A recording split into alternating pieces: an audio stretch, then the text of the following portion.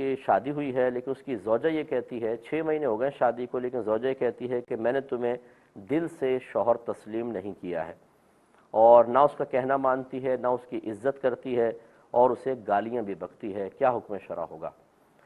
دیکھیں مسئلہ یہ ہے کہ سب سے پہلے تو اس میں والدین کو مورد الزام ٹھہرانا چاہیے کہ جو بعض اوقات بچیوں کی ایسی تربیت ہی نہیں کرتے ہیں کہ بچیاں بے راہ روی سے بچیں، وہ بے راہ روی کا شکار ہو جاتی ہیں اور ان کی فرینڈشپ ہو جاتی ہے کسی کے ساتھ اور دیگر کاموں میں مصروف ہو جاتی ہیں۔ پھر دوسری غلطی یہ کرتے ہیں کہ ان کی مرضی کے خلاف شادی کرتے ہیں، بچیاں کہہ رہی ہوتی ہیں ہمیں وہاں شادی نہیں کرنی، اور کہتے ہیں کہ نہیں ہم نے جو فیصلہ کر لیا وہ کرو، تو پھر اسی قسم کے نتیجے نکلتے ہیں کہ یہ عموماً ایسے ہی ہوتا ہے، ورنہ کون لڑکی ایسی ہوگی جو شوہر سے خواہ مخواہ وہ یہ کہے کہ مجھے تمہاری طرف رغبت نہیں ہے، وہ ذہن کسی اور کی طرف ہوتا ہے یا اور کچھ اس کے ارمان اور خواب ہوتے ہیں، اور جب وہ پورے نہیں ہوتے تو وہ شوہر سے بے رغبتی اختیار کرتی ہے۔ اس میں پھر والدین گویا کہ ایک تو بچی کی مرضی کے بغیر کر کے اس کی زندگی کو عذاب بنایا، دوسرا پھر جو سسرال والے ہیں شوہر ہیں ان کو، تیسرا یہ کہ خود بیٹی کی آخرت برباد کی ہے۔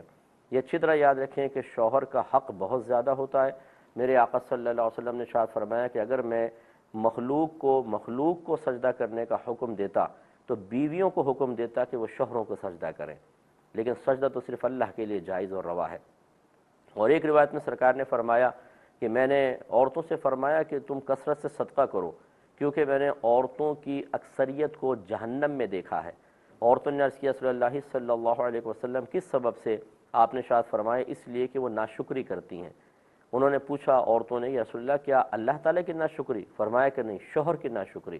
اور پھر سرکار نے فرمایا کہ بعض اوقات ایک مرد عورت کے ساتھ ساری زندگی اچھا معاملہ کرتا ہے، پھر اس سے کوئی ایسی بات ہو جاتی ہے جو عورت کو ناگوار گزرتی ہے تو وہ یہ کہتی ہے کہ تم نے میرے ساتھ کیا ہی کیا ہے۔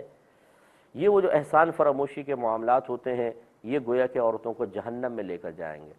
اور اسی طریقے سے ایک روایت میں میرے آقا صلی اللہ علیہ وسلم نے فرمایا اگر شوہر بیوی کو اپنے پاس بلائے اور وہ انکار کر دے اور پیٹ پھیر کے سو جائے تو ساری رات فرشتے اس پر لعنت کرتے رہتے ہیں۔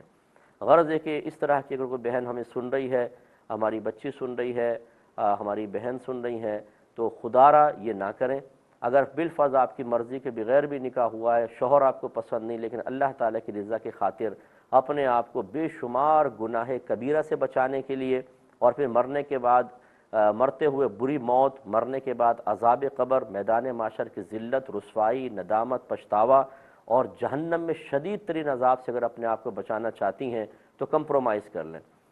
کوئی بھی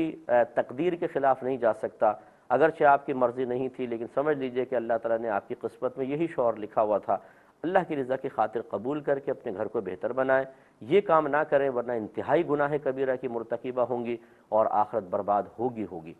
تو لہٰذا